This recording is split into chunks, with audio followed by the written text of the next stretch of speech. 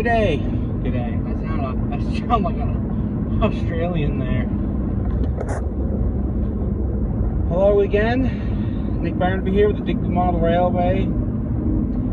I would say in Digby, Nova Scotia, but we was in Middleton and now we're just about to Annapolis again. So,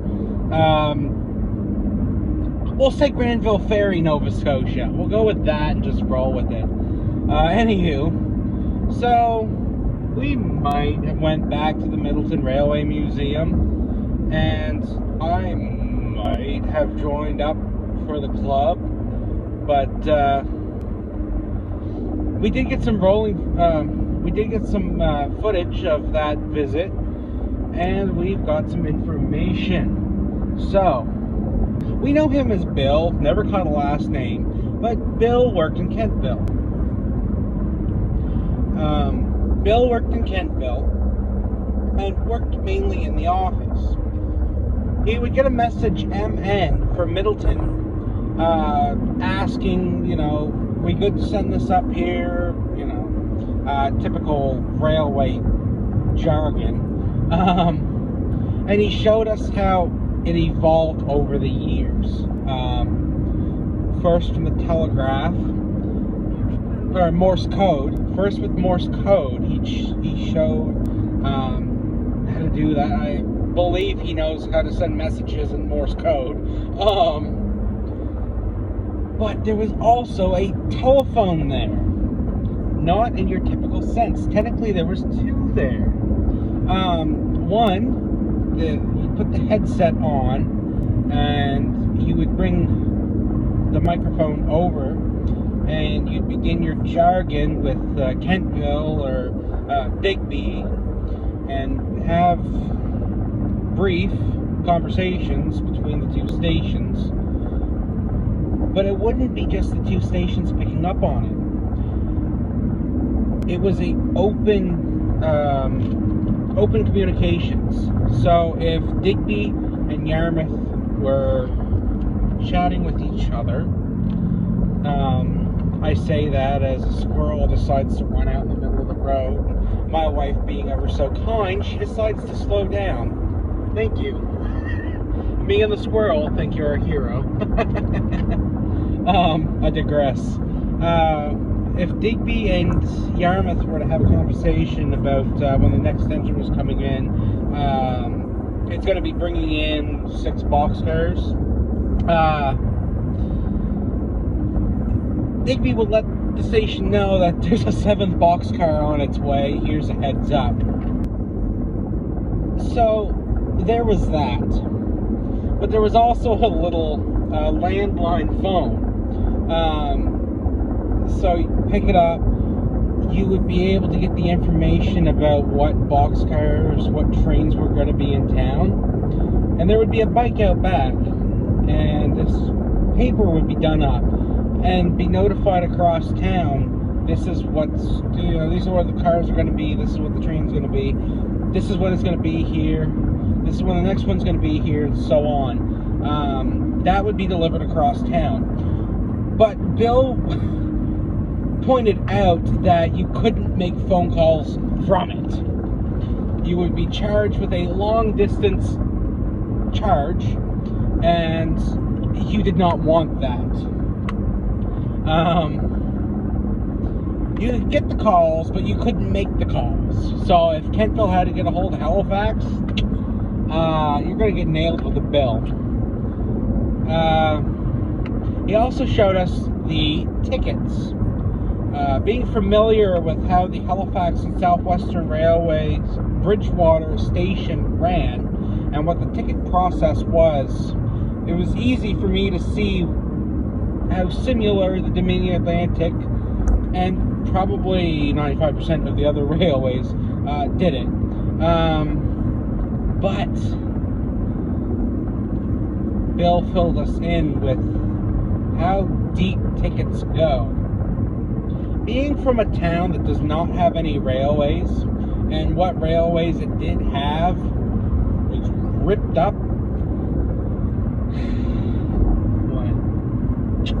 Probably a couple of years before I was born. And then on top of that, that's about 45 minutes from where I was born, or 45 minutes from where I was raised.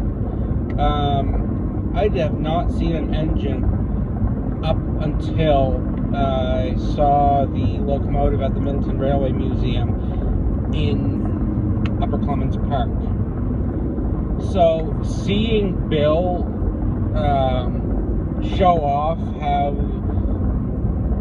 deep these tickets go, I got a deeper understanding of the Mid-Atlantic Railway today. But we didn't just get to look at antiques, now did we? They have a DCC railway setup,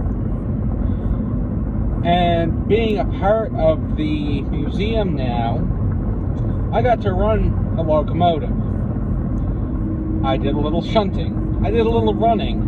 I might have got caught on a hill and had to back up a couple times just to get to the top of the hill because they might have set the grade a little bit too steep, and I might have got caught on it a couple times. But I backed it up, and I went forward. I backed it up. I think it was third time's the charm. I got up over that hill and thundered into the Kentville yard, and I said, yeah, I don't know if I want to switch now. This is, I back up too far, I might get stuck on that hill. So I just pulled into the siding. And that's when Keith Frittenberg brought his locomotive up and through, and yeah, we saw Keith again today. He is now a member as well, so we're going to be seeing a little bit more of Keith. Someday we're going to have to sit down and have Keith in one of these videos. So yeah, we let him go through, and just about there's where I actually started getting videos of what I was doing. At the start of my running session, I don't remember what the station was called, but I had brought a mixed traffic engine down after doing a bit of shunting, and thundered up over, I'm going to call it Gordon's Hill, because that's essentially what it was. Thundered up through Gordon's Hill into Kentville and stopped at the station, let Keith come up through with his train running towards Halifax, and shot down over the hill, came in through a gypsum mine, through Middleton, and did a little bit of shunting there, and went off to my next station.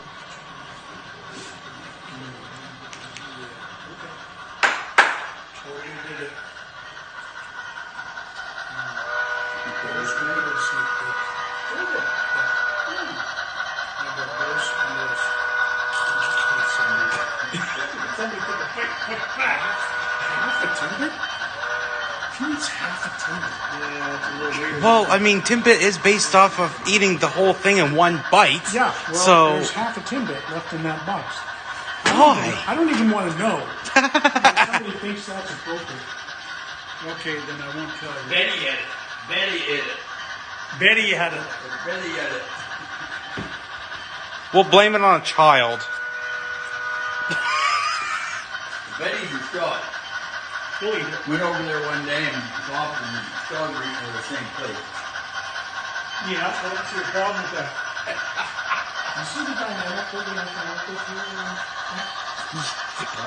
I think I could get used to the dynamic.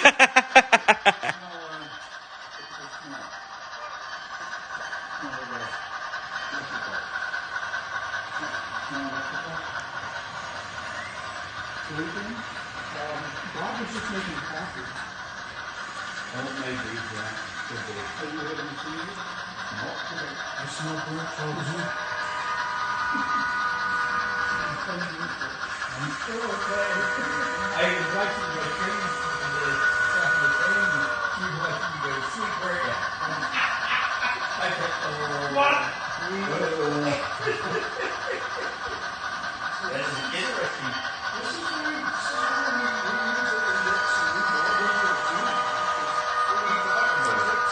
Keith, you need me to go into a siding here, bud? No, I on them for you. Alright, well, I'm stopping at the station up here anyway, bud. Okay. I don't know if Steve mentioned. Oh, thank you for that.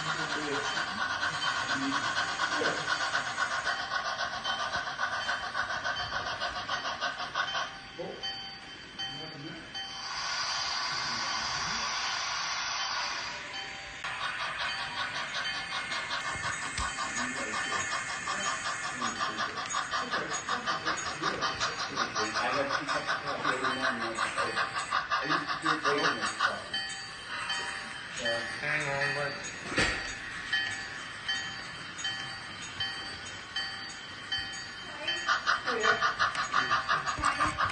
Need a watch. Yeah, she's a little finicky there.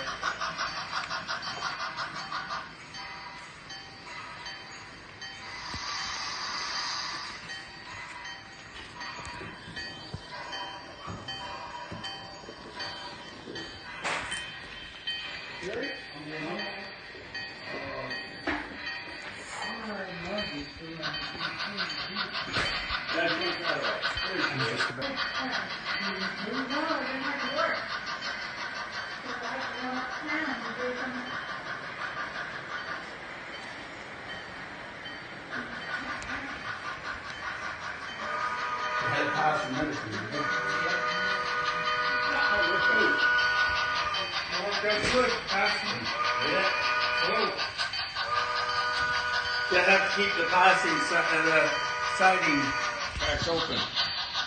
Passing tracks open. I don't think we're going to get any train much longer than this. Oh no, definitely not. The DAR especially. We're at 1 mile in front of here. I just put down some keyhole slots to put these backdrops on so that when we want to get completed, we'll just pull them out. That would look good. Right? Well, we need to get an old snowplow next. Right? Well, we need to get an old snowplow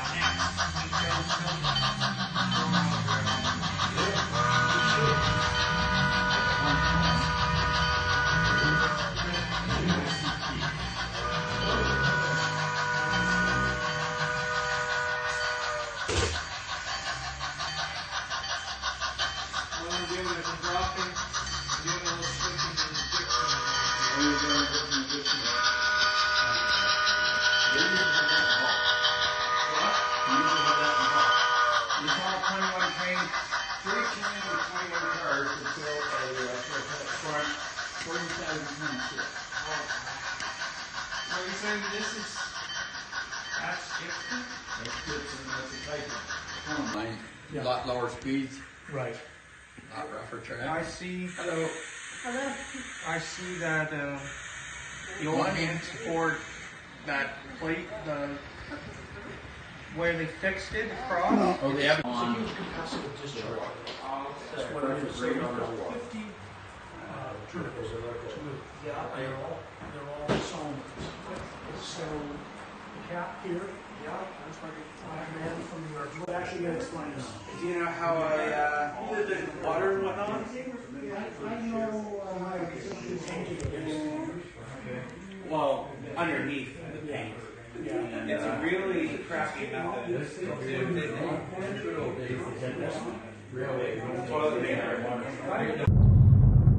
With that being said, I'm Nick Barnaby. You're watching the Digby Model Railway, now in Annapolis Royal, Nova Scotia.